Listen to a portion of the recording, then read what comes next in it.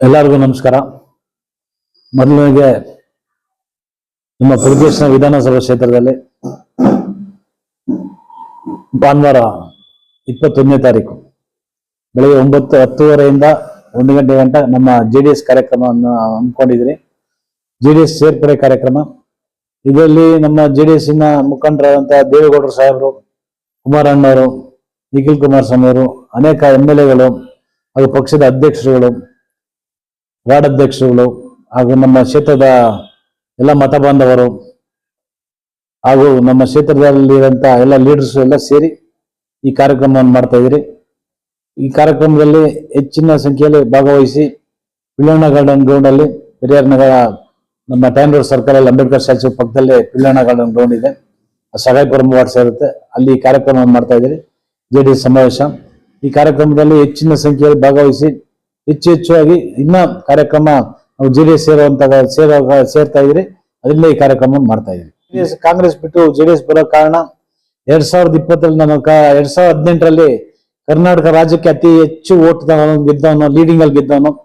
ಅಲ್ಲಿ ಕೆಲವರು ನಾಯಕರು ನನ್ನ ಸಹಿಸಿಲ್ಲ, ನನಗೆ ಇಷ್ಟೊಂದು ಹೈಯೆಸ್ಟ್ ಓಟ್ ಬಂದ್ಬಿಡ್ತು ಕರ್ನಾಟಕದಲ್ಲಿ ಕಾಂಗ್ರೆಸ್ ಪಾರ್ಟಿಯಿಂದ ಅಂತೇಳಿ ಕೆಲವರು ನಾಯಕರು ಸಹಿಸಿದಿರಾ ನಾನು ತೊಂದರೆ ಕೊಟ್ಟು 2020 ನಮ್ಮ ಅಕ್ಕನ ಮಗನ ಒಬ್ಬ ಫೇಸ್ಬುಕ್ ಅಲ್ಲಿ ಒಂದು ಮೊಹಮ್ಮದ್ ಪೈಗಂಬರ್ ಬಗ್ಗೆ ಒಂದು ಅವಲೋಚನೆ ಹಾಕಿ ಫೋಟೋ, ಅದು ತಪ್ಪು ಮಾಡಿದ್ದ, ಅದು ನನ್ನ ಮೇಲೆ ಬಂದ್ಬಿಡ್ತು ನಾನು ಹಾಕ್ಸಿದೆ ಅಂತ.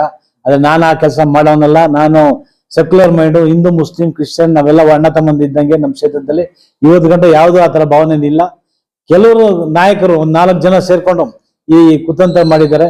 4 ಜನ ಸೇರ್ಕೊಂಡು ಈ ಕೆಲಸ ಮಾಡಿ ನಾವು ಕಂಪ್ಲೇಂಟ್ 4 ಜನದ ಮೇಲೆನೆ ಕೊಟ್ಟಿರೋದು, ಬೇರೆ ಯಾರ ಮೇಲೆ ಕೊಟ್ಟಿಲ್ಲ. ಮಿಕ್ಕಿದ ಕಂಪ್ಲೇಂಟ್ ಇಲ್ಲ ಪೊಲೀಸು ಹಾಗೂ ನ್ಯಾಯಾಲಯದಲ್ಲಿ ಅದು ಆಗಿರೋಂಥದ್ದು.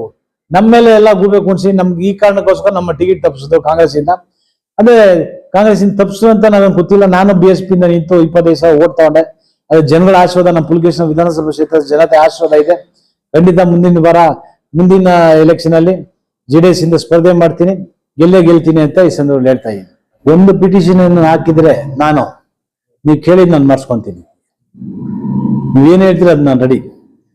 ಯಾರಿಗಾನ ಒಬ್ಬರಿಗೆ ನಾನು ಅಬ್ಜೆಕ್ಷನ್ ಮಾಡಿದೀನಿ ಅಂದ್ರೆ ನೀವು ಕೇಳಿದ್ ನಾನು ಮಾಡಿಸ್ಕೊಳಕ್ ಸಿದ್ಧ. ಸುಮ್ಗೆ ಇದೆಲ್ಲ ಅಪಪ್ರಚಾರ ಮಾಡಿ ಕಾಂಗ್ರೆಸ್ ಅಲ್ಲಿ ಸುಮ್ನೆ ಅಪಪ್ರಚಾರ ಮಾಡಿರೋದು ನನ್ನ ಮೇಲೆ. ಹಾಗೂ ಈ 4 ಜನ ಸೇರ್ಕೊಂಡು ಇದೆಲ್ಲ ಕುತಂತ್ರ ಮಾಡ್ತಾ ಇರೋದು. ಕಾಂಗ್ರೆಸ್ ಅಲ್ಲಿ ನಮ್ ಟಿಕೆಟ್ ಸಿಗ್ಬಾರ್ದು ಅಂದ್ಬಿಟ್ಟು ಸಂಪತ್ ರಾಜು, ಜಾಕೀರು, ಯಾಸೀರು, ಅರುಣ್ ಮನೋರಾಜ್, ಇದು ಕೋರ್ಟ್ ಅಲ್ಲೂ ನೀವು ಹೇಳಿ ಈ 4 ಜನ ಹೇಳಿಕೆಯನ್ನು ಕೊಟ್ಟಿದ್ದೀನಿ. ಆ ಸ್ಟೇಟ್ಮೆಂಟ್ ಕೊಡ್ತೀನಿ ನಿಮ್ಗೆ ಬೇಕಂದ್ರೆ. ಕೋರ್ಟ್ ಅಲ್ಲಿ ನಾನು ಏನ್ ಹೇಳಿಕೆ ಕೊಟ್ಟಿದ್ದೀನಿ ಅನ್ನೋದು ಆ ಸ್ಟೇಟ್ಮೆಂಟ್ ಕೊಡ್ತೀನಿ ನಿಮ್ಗೆ. 4 ಜನ ಬಿಟ್ಟರೆ ಬೇರೆ ಯಾರ ಮೇಲೆ ನಾವು ಕಂಪ್ಲೇಂಟ್ ಕೊಟ್ಟಿಲ್ಲ.